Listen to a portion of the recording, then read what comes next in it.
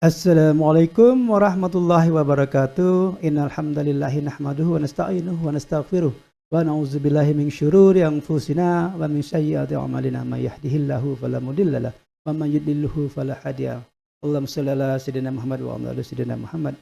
Qala Rasulullah sallallahu alaihi wasallam, "Man shoma ramadhana imanan wa ihtisaba, ghufira lahu ma taqaddama min dzambihi." Barang siapa yang melakukan puasa pada bulan Ramadan karena iman dan mengharap ridha dari Allah Subhanahu wa taala semata, maka diampunilah segala dosa-dosanya yang telah lalu. Subhanallah. Baik para sahabatku terindah, tetap pada sesi yang ketiga, yaitu tentang fadilah sholat tarawih pada hari ke-11, 12, 13, 14 dan 15 nanti di sini. Tadi saya telah menukilkan sebuah hadis daripada Rasulullah Sallallahu Alaihi Wasallam yang menyatakan bahwa sebaik-baiknya puasa itu adalah puasa yang dilaksanakan, yang dilakukan karena mengharap ridho dari Allah Subhanahu Wa Taala, karena keimanan kita yang meninggi, bukan karena kita ingin dipuji oleh orang lain, bukan karena kita ingin dipuja-puji oleh anak istri kita atau para mertua kita. Dan itulah derajat iman daripada sebuah puasa yang benar-benar diinginkan oleh kita semua apabila kita bisa melaksanakannya. Oke para sahabat terindah, saya akan langsung melanjutkan pada sesi yang ketiga ini, yaitu puasa. Sholat puasa Ramadan 1443 Hijriah. Tentu rangkaian puasa dilakukan pada siang harinya, kemudian sholat 5 waktu itu sebagai suatu kewajiban bagi kita semua. Kemudian dirangkailah dengan Lailatul Qiyamul Lail atau sholat pada malam hari. Dan kali ini saya akan membahas tentang fadilah daripada sholat tarawih pada malam ke-11, 12, 13, 14 dan 15. Oke, kita mulai para sahabatku. Ketika umat Islam melaksanakan sholat tarawih pada malam yang ke-11, disebutkan di sini bahwa Allah akan mengeluarkan dirinya dari dunia kelak seperti ia keluar lewat perut ibunya dan bersih dari segala dosa. Subhanallah. Ketika kita melaksanakan sholat pada malam yang ke-11, kini kita diumpamakan baru lahir dari rahim ibu kita, di mana tanpa dosa, tanpa celah, tanpa noda di sana. Ketika kita melaksanakan tarawih pada malam 11 ini, tentu saya berulang kali mengatakan di sini, bukan hanya tarawihnya saja yang kita lakukan, tentu syarat dan ketentuannya berlaku, yaitu ketika ini terlaksana, tentu dia adalah orang yang sholat 5 waktunya terjaga, tentu dia adalah orang yang juga berpuasa pada siang harinya, dan tentu juga dia patuh dan taat kepada Allah Subhanahu wa taala dan Rasulnya. Kemudian pada malam tarawih yang ke-12, Allah Subhanahu wa taala menjanjikan bahwa orang mukmin yang salat tarawih akan datang di hari kiamat dengan wajah yang bersinar cerah seperti sinar rembulan.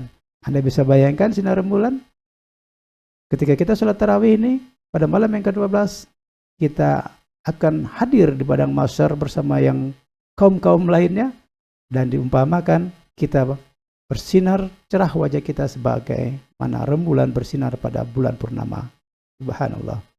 Tentu syarat dan ketentuannya berlaku para sahabat. Kemudian pada tarawih pada malam yang ke-13, Allah Subhanahu wa taala menjanjikan bahwa orang mukmin akan datang di hari kiamat dengan keadaan bersih dan diselamatkan dari segala macam keburukan. Subhanallah, juga seperti ini pada malam ketiga, ketika kiamat telah hadir di tengah-tengah kita dan kita bisa merasakan kiamatnya itu ketika kita sudah diambil kiamah nanti, dan kondisi kita diibaratkan bahwa keadaan kita bersih dan kita selamat dari segala macam keburukan. Subhanallah. Kemudian puasa pada malam yang ke-14, Allah menjanjikan bahwa orang yang melaksanakan sholat tarawih akan disaksikan oleh malaikat dan mereka akan bersaksi di hari kiamat kelak, sehingga orang yang mukmin tersebut tidak akan dihisab pada hari kiamat. Ini malaikat akan bersaksi kepada Allah Subhanahu wa taala tentang apa yang telah kita lakukan selama di dunia. Khususnya di sini ketika kita melaksanakan sholat tarawih pada malam yang ke-14. Kemudian yang pada malam ke-15 Allah Subhanahu wa taala menjanjikan bahwa malaikat yang menanggung arash akan memohonkan rahmat bagi orang mukmin yang melaksanakan sholat tarawih pada malam yang ke-15 ini. Oke, para sahabatku terindah semuanya,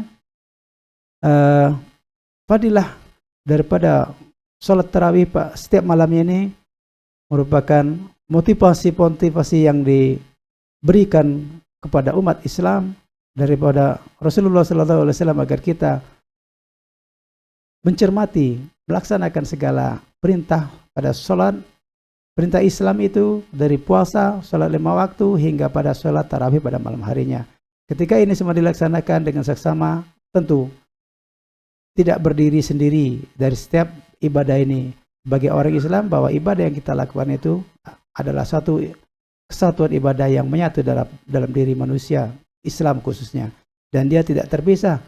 Bukan hanya sholat tarawihnya saja yang mendapat pahala sehingga kita masuk surga.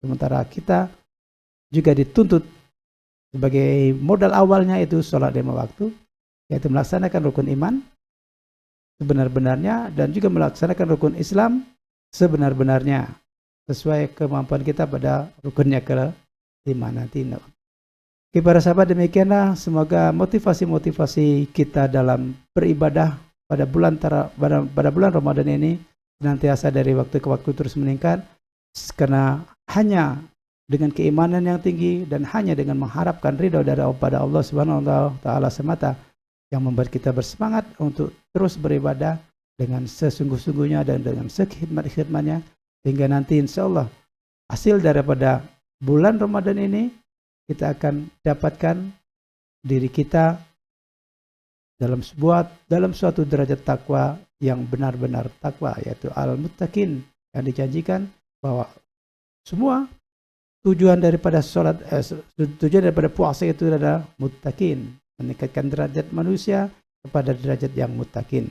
Tentu dari waktu ke waktu kita senantiasa untuk menjaganya. Demikian para sahabatku terindah, saya pesan sekali lagi jangan lupa untuk share video ini kepada sahabat kita semua, karena dengan sharing yang kita lakukan itu ini akan menjadi amal jariah bagi kita semua. Tentu dengan keyakinan yang tinggi, dengan keikhlasan yang tinggi kita sharing semua video yang ada di channel YouTube saya ini, karena insya Allah semuanya bermanfaat untuk kehidupan manusia, baik bertingkah laku selama di dunia ini dan mengharapkan segala keindahan nanti di yaumil qiyamah nanti. Demikian, billahi taufiq wal hidayah. Wassalamualaikum warahmatullahi wabarakatuh. Thank you for watching.